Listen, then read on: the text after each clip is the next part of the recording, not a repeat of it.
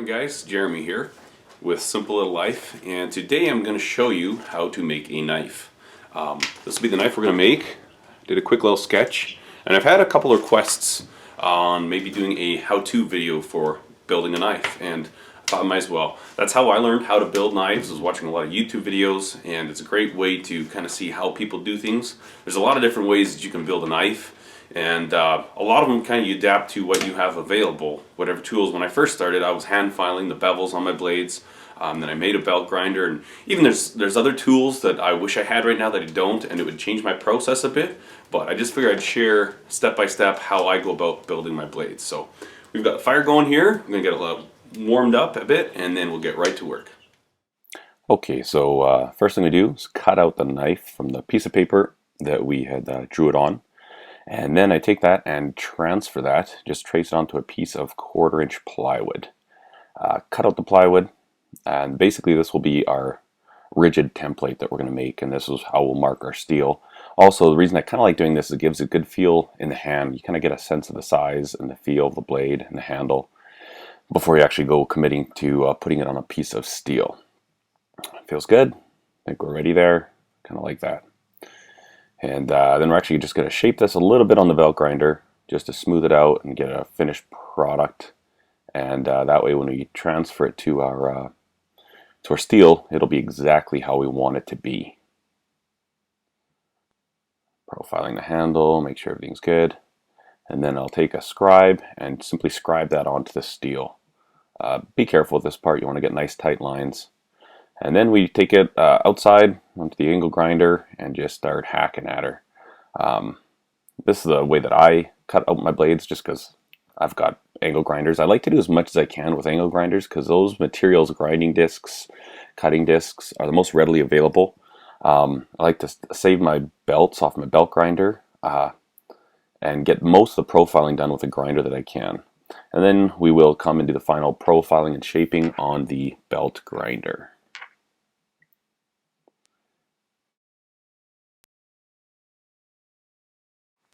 Okay, so now we've got our blank profiled, and we're going to get ready to mark where the knife edge will come to, and a grind line so we know how deep to grind for putting our edge on. So to start this process, I'll just use a black marker, put a nice thick black line on there, and then I'll take a drill bit that is the same diameter as the material thickness that I'm working with.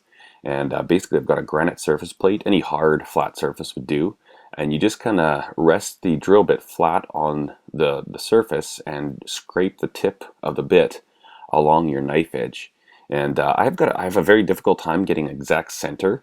Usually I end up with two small lines very, very close together. And I actually prefer that because when you're grinding your blade, you don't want to bring it to a sharp point. You want to leave a little material on there for heat treating.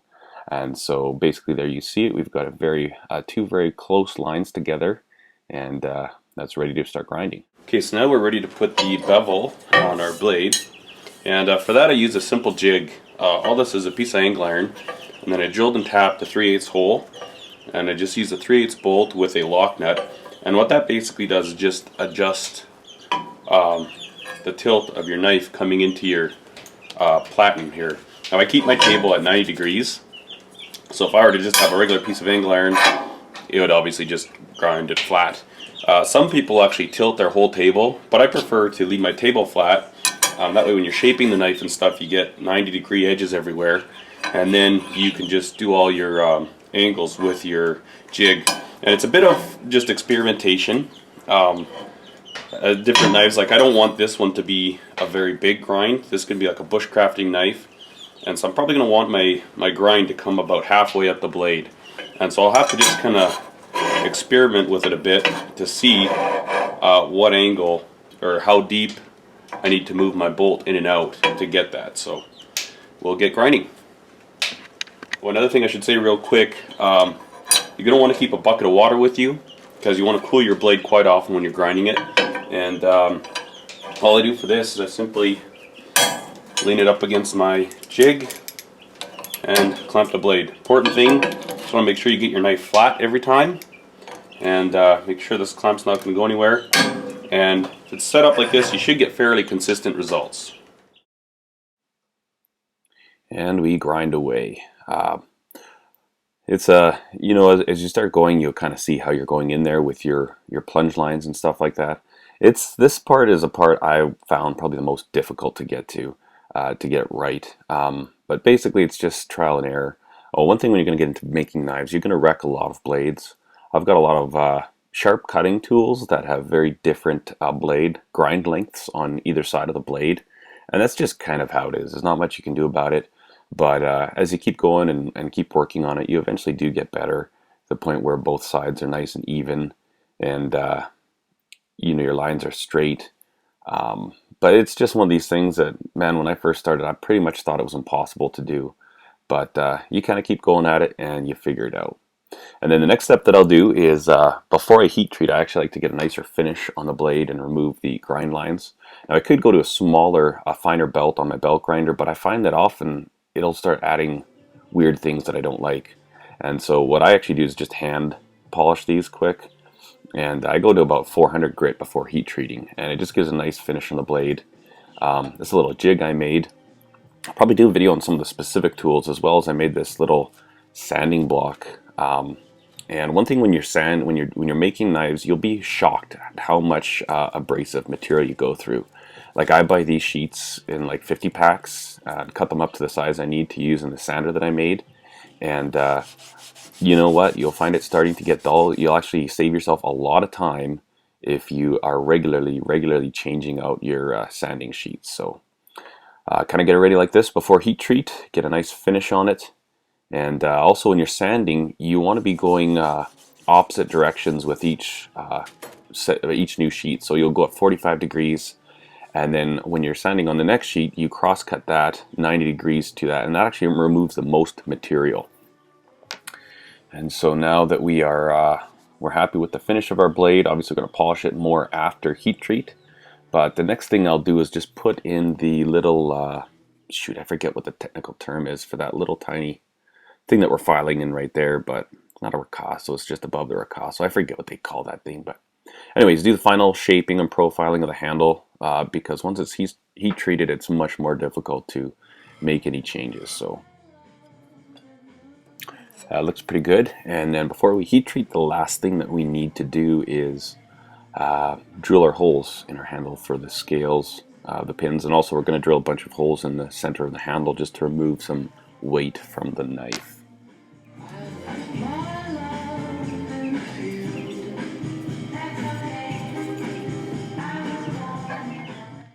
Okay, so now we're going to lay out the handle and where the pins are going to go. Now for this step of the process, I always just eyeball it. Maybe that's not the best way to do it, but it works for me.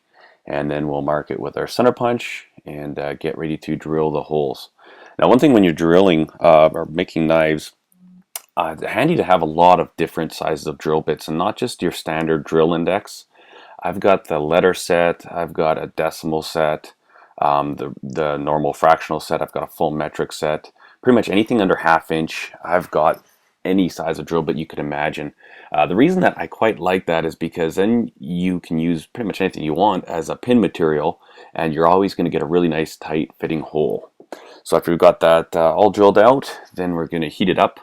And this is O1 tool steel, and so it's quite forgiving metal. It's quite easy to harden.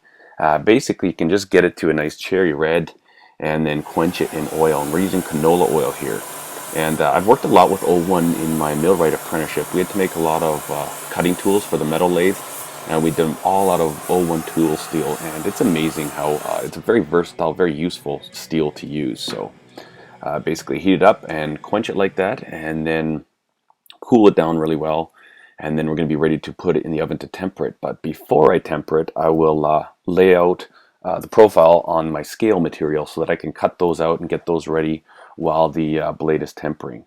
And tempering, I do 350 degrees for 45 minutes, and I do 3 cycles on each blade. So here we'll just cut out the scale material.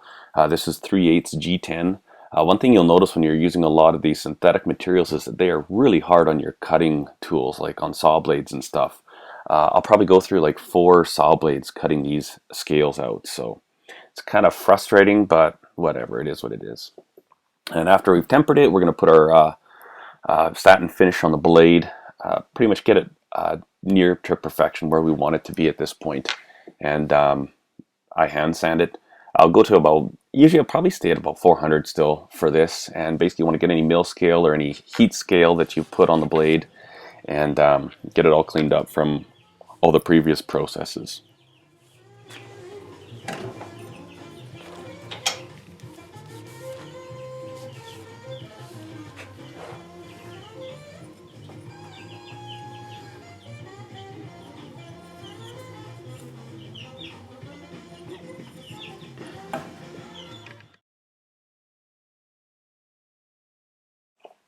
Now that we've got the blade finish pretty much where we want it, I'm just going to wrap it up in some masking tape to protect it while we're gluing handle scales, fitting pins and stuff like that. There's no sense damaging your blade while you're working on other parts of it. So we'll come over and we'll cut our pin material that we're going to use, and take all the burrs off, make sure it's a nice tight fit and that it slides into the holes, and then drill out our scales. Now, one thing you'll want to use is those pins as locators. Basically, kind of drill your first hole, put a pin in, and then drill your second hole. That ensures that your scales are all going to line up perfectly. Also, those pins are left in the handle for the profiling. You want to do a basic profile before you actually glue your blade to your scales to your blade. Just some of these contours you're not able to get while the scales are in place on the knife. So you get all the final shaping done for right up near the ricasso, and get all that stuff set up in the way you want it before you go ahead and glue your scales on. Because like I said, once the scales are glued on, you can't make any other changes to that part of the knife. We'll go ahead and give it a sand, just smooth it out, remove any crap that might be built up in there, and then we'll clean it. I wipe it all down with a really good solvent. I think this is just a lacquer thinner I'm using.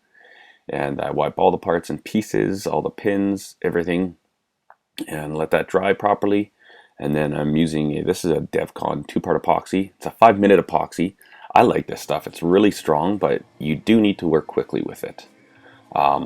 So basically, we're going to slap the scale on, push the pins through, and again, with a nice tight fit. You need to pre-fit everything before you put the glue on, but I like my scales to be really tight. And so sometimes we'll have to tap them in there with a hammer to get them all lined up properly. So we'll just finish putting the glue on and get all our pins in, our lanyard hole, and then after this we will be clamping it. Now, one tip I'll talk about right now is when I clamp, I like to use a piece of wax paper, just because it keeps your clamps from sticking.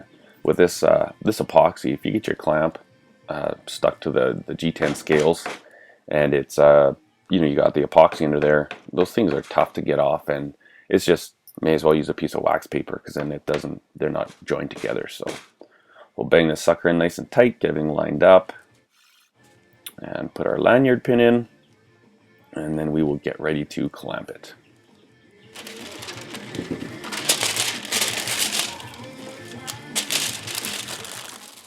Alright, so get the handle wrapped in wax paper and bring it over to the bench vise. Now, I just want to say this, the bench vise is probably the most valuable tool that you'll use in making knives, and pretty much any shop activity for that matter. If you don't have a decent bench vise, I would consider that be one of the first tools you buy. And one also with a swivel base. That just allows you to move the knife in different positions and stuff when you're sanding and doing different processes. It's amazing how much I use that swivel feature on my vise. So basically, I'll put the bench vise in the center and the smaller clamps on the outside and let it dry. And then now we're at the fun part, the creative part. I guess it's all creative really, but profiling the handle is kind of fun because you just kind of let it happen. You can do whatever you want. It starts to take shape. You keep feeling it in your hands. Something feels good, something doesn't. You can change it. And you just kind of let your imagination run wild here.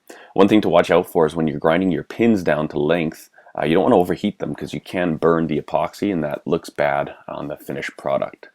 Once you've got your shape done, I'll finish it with hand sandpaper and get it all smoothed up and feeling nice. And then after that's done, I'll go ahead and just clean up the blade, any areas that may have gotten scratched or nicked or something during the other processes. And then the final step here is just, I take it to a cotton buffing wheel. You can use polishing or compound or not. I didn't on this one. And I'd like to keep one wheel without any compound impregnated in it, because then I can use it to polish the G10 and the wood scales, just to shine them up and smooth them up a little bit. So that's pretty much it. It's not a complicated process, but you know, you do it a few times and you'll actually start to get some nice results. So I hope this helps. If you have any questions at all, please don't hesitate to ask. I'll do my best to answer them. I'll also do some other videos on some specific tools that I've made that have helped this process a lot better. But there it is, simple bushcraft knife with a Coke bottle shaped handle, and quite happy with the way it turned out. The only thing now is get a sheath on it and sharpen it up. So thanks for watching the video, guys. Cheers.